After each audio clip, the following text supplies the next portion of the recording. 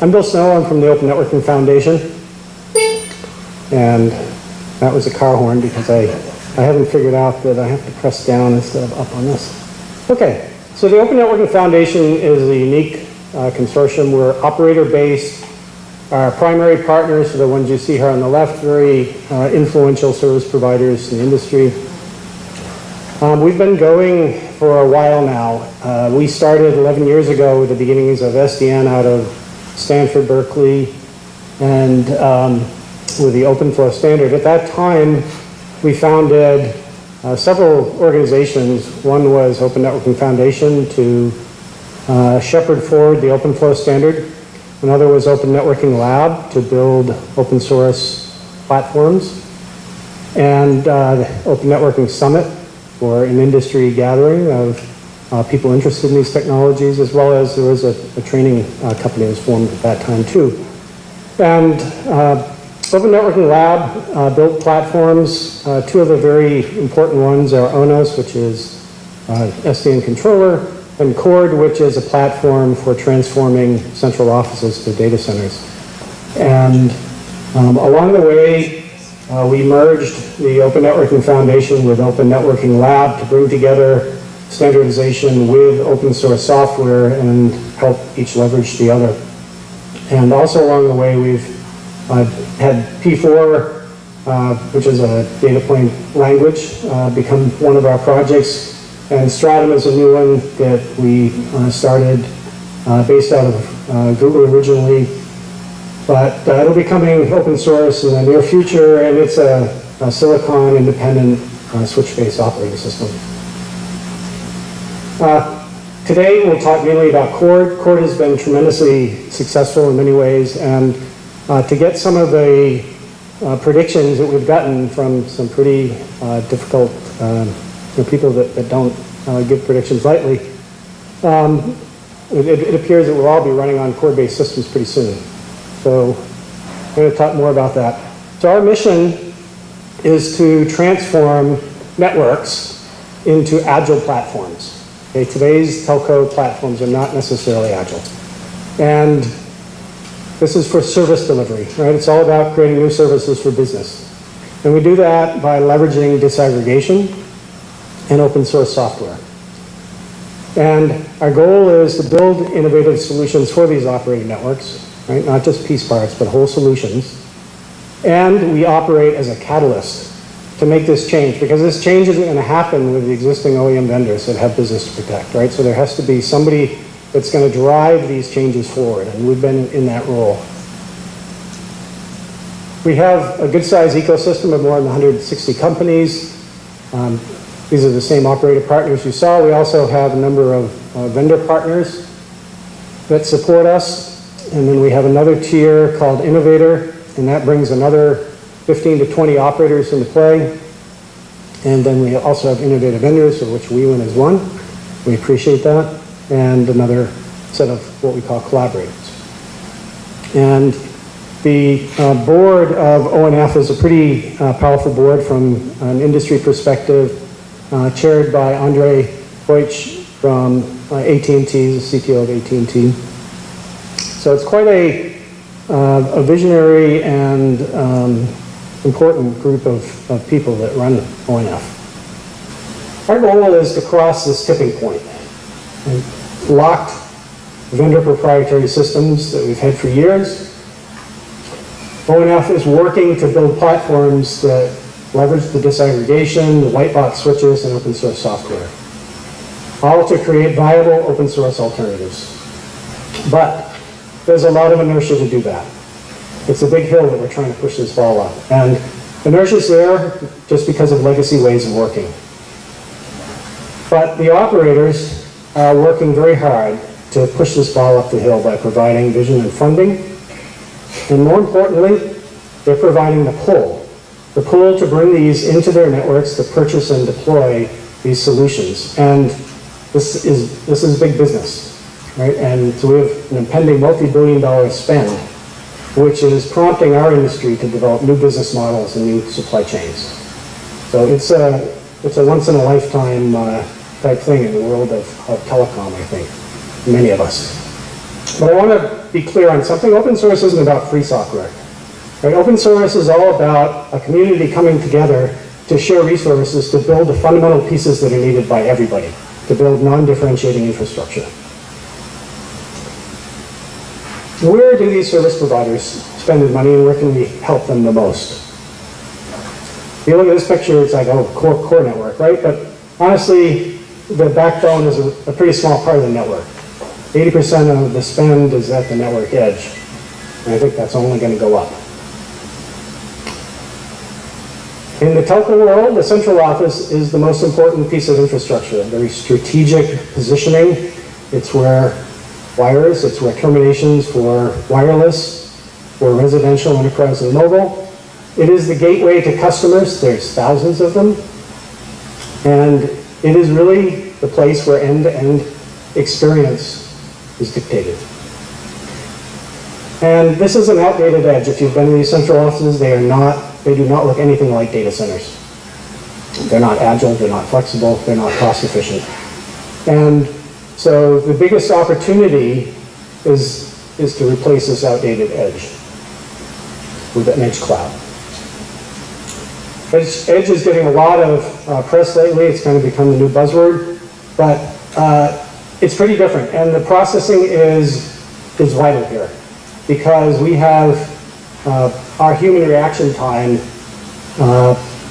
is 22 milliseconds, right? But to get back to the legacy clouds, right, is often going to be longer than that. And especially when you're thinking about generating data at the edge, it needs to be processed, right? It can't be sent to the central cloud anymore. So we have all these emerging applications that require processing at the edge. AR visual overlays, autonomous vehicles, something even as mundane as IoT battery life, right? But through all these IoT devices, it's huge, right? The less that they have to be on communicating with a central core, then the more battery life they're going to have. Let's talk a little bit about autonomous vehicles. And if you live around here, you see them all the time. And they're pretty amazing from a technical perspective. They are chock full of CPUs and storage. They are little data centers on wheels. And they've got cameras, they've got all kinds of sensors. Each of those vehicles is generating about 8 gigabits per second. A huge amount of data.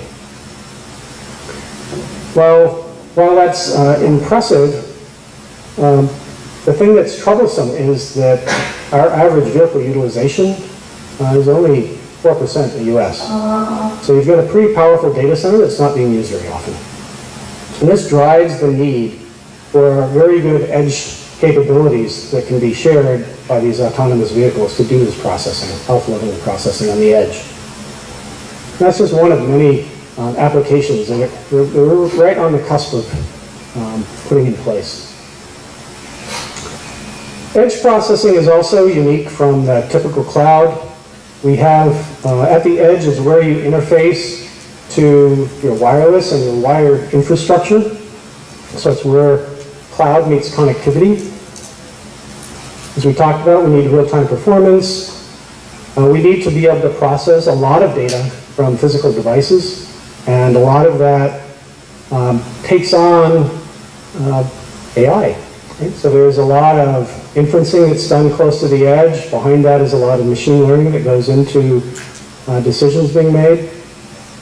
And that's where the public cloud gets to leverage this. If we look at what the telco edge cloud ecosystem is moving towards, it looks something like this. We have towers and lots of cells. Those connect with some edge cloud, and maybe they go back to the public cloud for some things, maybe they go back to the telco cloud for things like the control plane. But some of these things are owned by the connectivity provider, but not necessarily all of them. There's no reason that the edge cloud has to be owned by the connectivity provider. Right? And we already know the public cloud is owned by somebody else. And more than that, we have applications that now get split. Some of them run in the central cloud, some of them run parts of them in the edge. Right? And those are owned by the over-the-top service providers or the application providers. And so what you're seeing now is an edge, which is a multi-tenant edge. You have to be able to have multiple tenants apply their software at these edge clouds. And the other thing you're seeing is that you no longer have to think of these companies as being only a tower provider or only a cloud provider, right? They're going to play multiple roles. If you think about who's really well positioned to own some of the edge processing, think about these tower owners, right? And if they're the ones that deploy all of these new small cells, they're in a great position to own infrastructure for doing that edge processing. Looking at one use case, the autonomous driving, you have your edge cloud with the core user plane that's run there, and then comes back through infrastructure to an AT&T cloud where the control plane runs, and maybe you have access to public cloud. These autonomous vehicles typically have a big need to be doing processing from all the sensors that are on board, right? And so you see companies like Tesla and Toyota creating IoT hubs that have to be put out at the edge, right? And that's where they're doing their inferencing. And then they also have applications back in the public cloud where some of the machine learning takes place. And so what you're going to see now is that whereas before maybe there was a service graph that was just put together by one provider, you're going to have service graphs that now have to be constructed and put together by multiple organizations. So Toyota has to be able to connect with the AT&T user plane, for example. And even more interesting, I think, is that this is a mobile environment. And so now you have these service chains that have to move from cloud to cloud, right? So there's some complexity in that. Well, the outdated edge is a great opportunity, right? And all of that complexity is opportunity. And you're already starting to see a huge amount of hype around the edge and who's going to win it and how it's become, it's taken over the cloud. And companies like HP are announcing $4 billion investments in the cloud. This is where Cord comes into the picture, is to try and help enable some of that business to happen. So we're going to turn our attention to what is Cord. And Cord's mission is to enable this edge cloud. And the goal is to first provide economies of a data center. So a few commodity building blocks, open source software, white boxes, but also provide the agility that you have in a cloud provider, the ability to quickly spin up new services. And then, maybe most important, is it has to be an easy to consume platform. It has to make for a good environment for programmers to be able to create applications. At a high level, we're taking the central office, we're transforming it through SDN, NFV, and cloud, and it looks something like it's a pretty typical data center type of construct.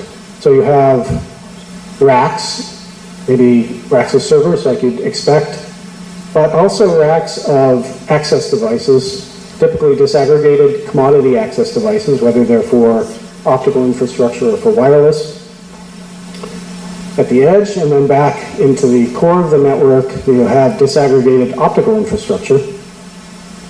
All of this is run with an open source software stack, and it serves 3 different major business domains in residential, mobile, and enterprise. And if you overlay the different projects onto that, XRAN is a project which is really making RAN virtual, commoditized, programmable. Volta, abstracting all of the different OLT devices that exist today to make it easy to migrate to different speeds or different types of technologies. Stratum, which I mentioned, is the silicon embedded switch operating system. ODTN is for disaggregation of the optical.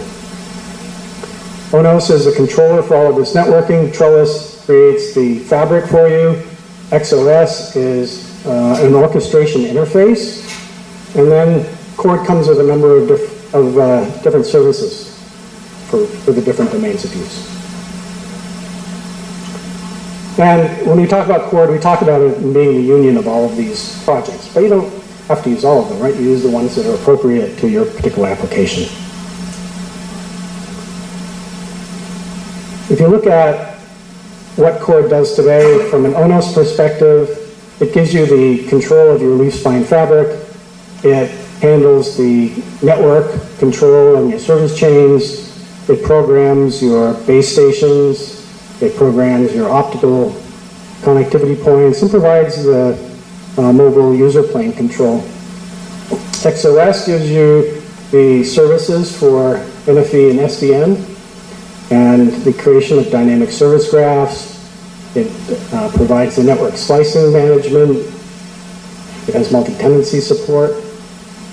It has a basic capability to interact with ONAP at this point, and that's growing. And then quite a bit of analytics-based closed-loop automation. All of this can be run in Kubernetes container-based environments, or it can be run with OpenStack or some combination thereof. So you pick the infrastructure you want to use. It's an eye chart, but the point of this is CORD as a package comes with a lot of different applications out of the box that you can get started with. And they span the different domains of use. This week is Mobile World Congress in Los Angeles, and we've been there all week doing the latest demonstration for mobile CORD.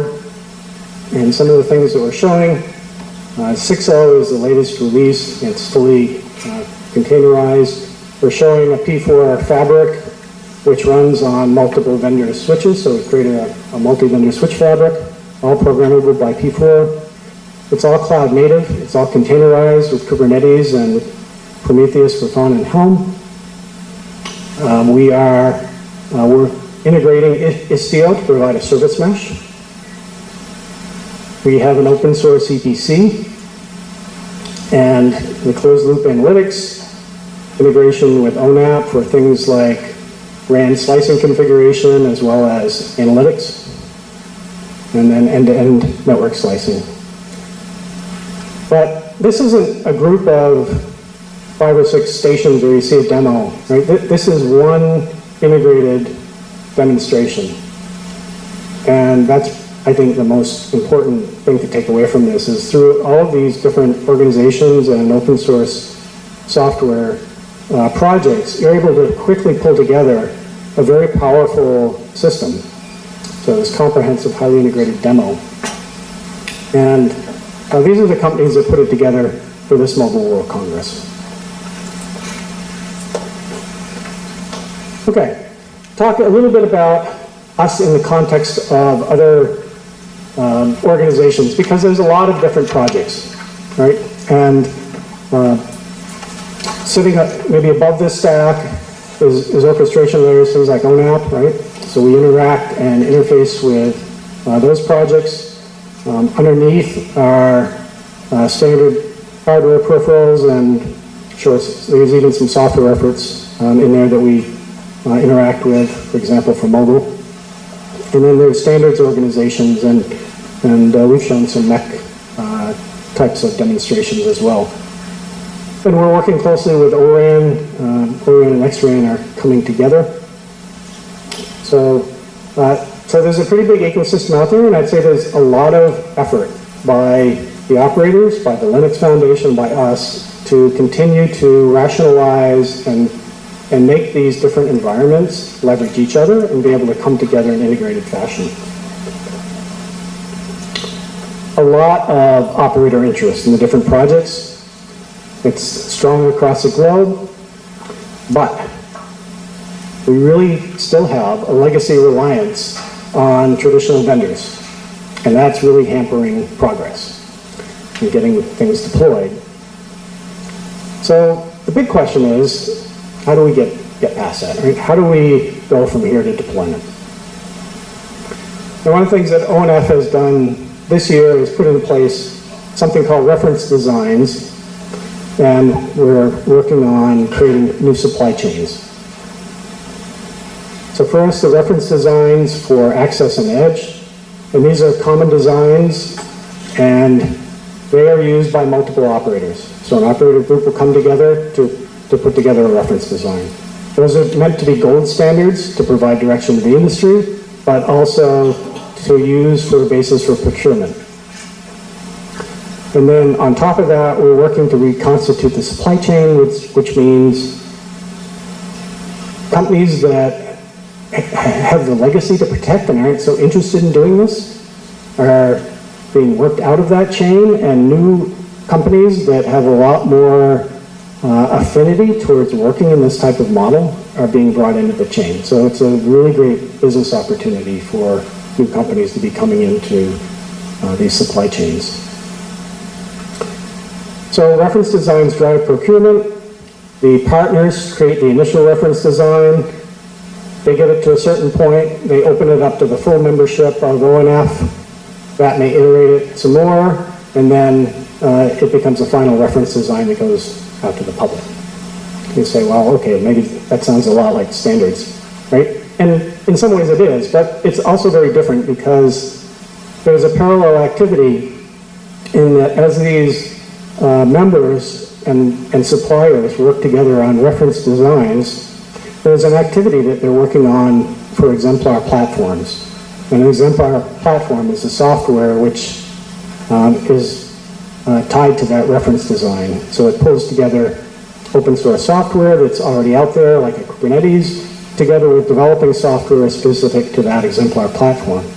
And so there's a parallel effort where each learns from the other and going through this activity of standardize some, build some, learn from it, and go back and forth, right? And this is all geared towards, again, providing solutions. So these operators pick a solution they want to get deployed, they put a reference design together for it, they build an exemplar platform, they show that it can be done in the lab, they start bringing it into field trials. And so the reference designs really become these gold standards. And by having an operator group behind a reference design, it should give suppliers the confidence that there's a market there, right? And that was one of the things that was missing.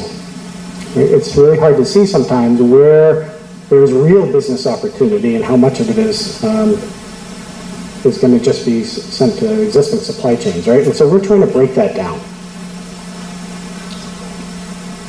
The reference designs that we currently have are here. There's 4 of them, one for broadband access, one for the leaf spine fabric, one that we call UPAN, which is a funny name, but it's really kind of the next generation of putting together commodity white boxes with the Stratum software and being controlled by a network controller like ONOS, and then the optical activities. And on the doorstep of becoming reference designs are 2 others that I think are very important for today's conversation. There's mobile cord for virtualizing the RAN and providing platforms for 5G mobility, and then the edge cloud, right, which is cord plus a little bit more focus on some of the edge cloud applications. We call those trailblazing projects. I said that behind each reference design is an operator group plus supply chain partners. This is how it currently looks for existing reference designs. Hopefully you'll be able to get these slides afterwards. So I want to come back to, there's a lot of traction out there for Cord. It has real-world deployments that are in process.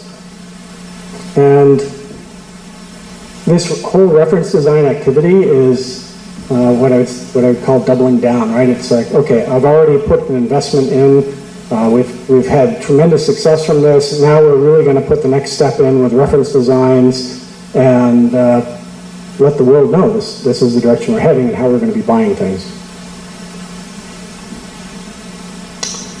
Okay, come back to this for 1 minute and say, it's about community sharing investments. We have Wiwynn that has a rack available for Cord for trying out, whether it's a lab trial, field trial. They're good, this picture of it.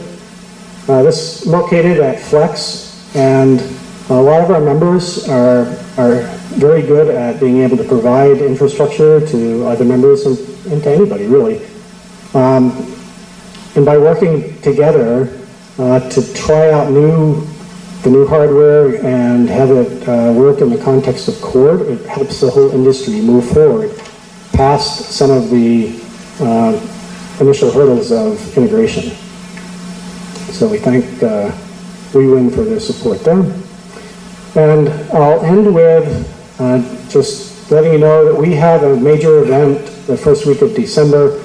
It is an operator-sponsored and driven, it's the first time that this particular event has happened. And it will be all about operators and the ONF projects and how they're using them, how they're deploying them, and where things are headed.